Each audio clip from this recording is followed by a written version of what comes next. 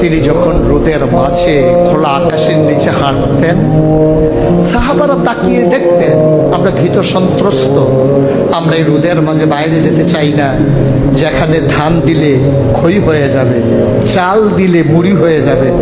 প্রচন্ড গরমের মাঝে তিনি হাঁটেন কেমনে? অবাক বিস্ময়ে উপরের দিকে তাকিয়ে দেখতেন নবী হেঁটে যায়, আর নবীর মাথার উপরে একটা মেঘের টুকরা ছায়া হয়ে হয়ে পাশে পাশে যায়। এবড়ো থেবড়ো পাথরগুলোর উপর দিয়ে আমার নবী যখন হাঁটতেন, পাথরের কোনা বের হওয়া পাথরে সবাই হাঁটতে ভয় পেতেন, অথচ নবী সেই এবড়ো থেবড়ো পাথরের উপর দিয়ে হেঁটে যেতেন।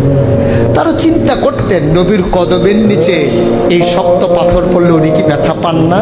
পরীক্ষা করার জন্যে পেছনে পেছনে অনেকেই দৌড়াতেন।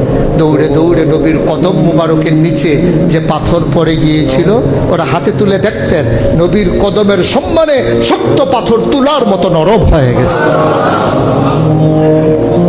এ নবী আমার, এ নবী আপনার নবী, এ নবী আমাদের নবী। আমরা প্রাউড ফিল করি।